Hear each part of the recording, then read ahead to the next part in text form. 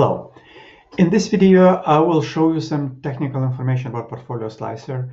You absolutely don't need to watch it if you're not interested. You don't have to know any of that. It's more just if you would like to understand how Portfolio Slicer works, this video will be helpful for you. So I'll go into our Portfolio Slicer demo report file. I'll open it here. And what you see, these are reports usually you will interact with, right? So really, the model behind this interaction is it's a database. It's a model. If you click on Power Pivot uh, menu here and you click on a Manage, this will open the Power Pivot model. So Power Pivot model, that's what Portfolio Slicer uses. And that model is the simple set of tables. So we have a dates table, symbol table, all these tables, which you enter some of them in Excel source file. Some of them are prepared from the quotes and file.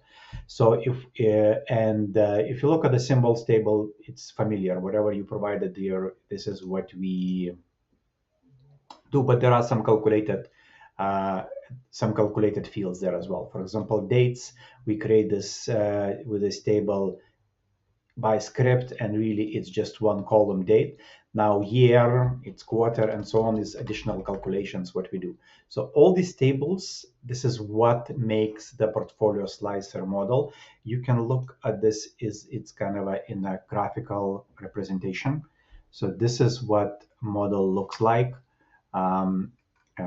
It's symbol, sector, transactions are a relationship between tables. And some tables have no relationship at all to anything. But if you look, kind of a symbol sector depends on the symbol, quotes depends on the dates and symbol, currency conversions again on dates and symbols. So that's kind of our Power Pivot model. That's kind of in memory, extremely fast model for the calculations. And now, when each of this data, you can see existing connections defined, and all of them comes from the C Portfolio Slicer PS data folder. So that's why we have in documentation, we say, okay, you need to create this folder, C Portfolio Slicer PS data, because we put, the scripts puts file there, and Excel, this model is configured to read this file from there. You can change it if you wanna. If you know what you're doing, you can just change this location. You can browse and point to another file. If you save it, then it's expected that that file has to be there every time you refresh this Portfolio Slicer model. Okay, so that's all it is. So this is a model. Now what you want to know is what the logic is, where I spend most of the time. We have a report table, which is just a basically table placeholder for calculations. And this table contains the calculated measures. So this is what basically where the logic is in DAX language expressed. So the way it works is, for example, when you want to, in any report, to see quantity held, this is a measure named quantity held, the formula is, if it's just one symbol, so it means we don't show any quantity if more than one symbol is selected in your pivot table, we have a kind of a system calculation, quantity system held, which I'll show you later. And if it's cash, then well, otherwise you return kind of a what was quantity held system. So quantity held system is hidden because really, again, what it does, it's sorry, I'll select it incorrectly. I have to select now. What it does, it calculates transaction table for quantity change. There is a column calculated column quantity change. When you buy or symbol transfer in, it adds quantity changes plus 10, plus 100.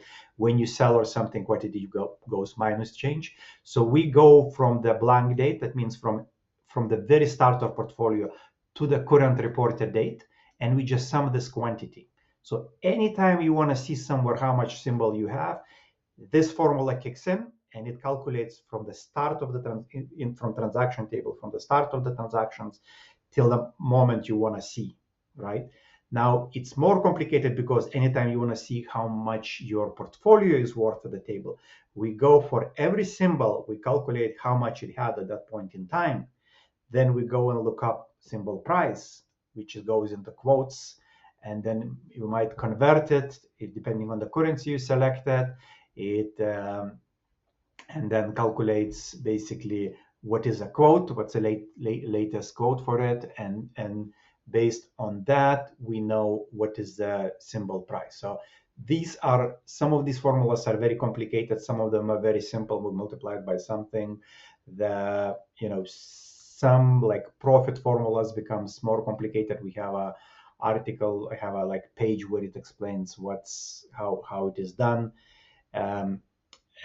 It's basically that's a DAX. That's the logic that it expressed, how you want to see the data. And really the data is calculated always from the first principles, because like it's kind of a, you have a transactions table. That means from this transaction table, I know how much of your investments quantity was at any point in time. And then you have a quotes table, which is basically, and tells me, I know what is that investment worth at value per share was at any point in time. So when I add all this information together and include currency conversion and so on, this is what Portfolio Slicer is. So really it's Power Pivot model behind. It's kind of a based on analysis services. I work mostly with the server side. Would be if you work for big corporations, the server side is analysis services, which is part of SQL Server system, and that allows you to work with a lot of data and execute queries very fast. This is kind of a in-memory technology, what you want to know. So this is the first part, what I wanted to explain technically. What is Portfolio Slicer? Really, it's a set of the DAX calculation measures and the model that lets you, access that model in your query, and whatever you calculate, what is your total value. It's like for every symbol you have, it's quantity times price times exchange rate and stuff. So for specific date.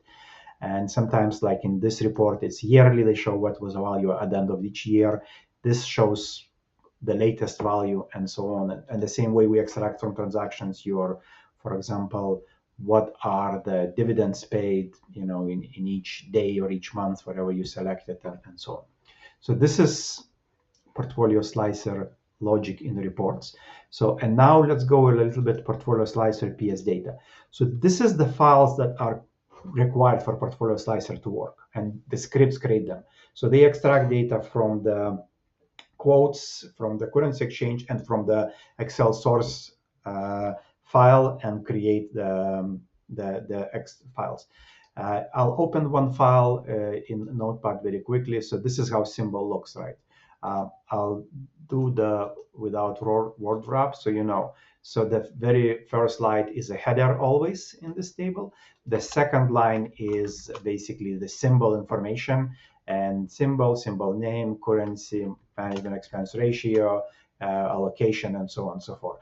This is tab separated, not comma separated. If you start to get messages that, symbol table, symbol column not found, that means somewhere in configuration you specified you want a comma separated where it has to be tab separated. Tab separated for a reason that for European users of Portfolio Slicer, they don't use dot as decimal separator, they use comma. So if you can use comma separator reliably in this when you prepare the file. So we have a bsconfig file basically. Anyway, so you just make sure this file is always tab separated. Okay, that's how these files are prepared.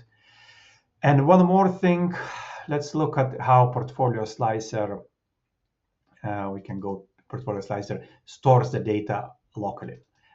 So we said when you enter that you want to get information about specific quotes, this is how the quote data is stored locally. So once you request the data from the web, it brings back to your computer and stores it forever in this text format, where you can see exactly what is stored. These two files actually represent one file or full quote set, because here most of the quotes are in month, and then just the last 20 business days are in days. Here is whatever left, because we received Apple quotes, everything for every day. So we moved that data, unrequired for us, unimportant data, to this archive file that we're not loading in Portfolio Slicer because it's just faster. You see, it's 2 kilobytes, that's all data we need. 21 kilobytes, that would be if we would keep the daily date in Portfolio Slicer memory. We don't need that. So that's how it stays. Quotes are saved. This is currency exchange. If you have a, currency, you can have up to 3 currencies, but basically from Canada to USD at this date, that was exchange rate. And this one is stored daily for that. Dividends are not really implemented here. And intraday quotes, that means, which is not a final dates quote. So we don't want to store it permanently in the same folder as quotes. So in the middle of the day, you can go and see how much WUIs cost or how much VT cost. But that's a temporary quote. It's intraday quote. We don't want to store it for that day in a quotes folder because it's still changing. So at the end of the day, where the final quotes are released, then we'll extract that quote and into the quotes folder. And right now, this it's empty here, this folder, because it's weekend. There is no quotes intraday. There is no new quotes, so the system knows that it already extracted end date quotes, so it doesn't extract next quote if it's not really available. So that's all what you need to know about the technical part of Portfolio Slicer. Oh, I can tell a little bit about scripts. Many of the scripts, most of the scripts was written by volunteers. It's PowerShell scripts. We chose PowerShell because you can see exactly script. You can open the script, for example, get quotes Yahoo. I will open with Notepad. And it's a simple PowerShell script if you understand that gets the data. I don't really know how some of that stuff works, but but it works. It was written by somebody else. You can use ChatGPT or any other AI system to review these scripts, and even if you don't get support, you can ask ChatGPT for PS1 to upload the script and tell him, this is what I'm getting. Why can you fix it? And it might help you. In many cases, it does that. Okay, that's all technical information for Portfolio Slicer.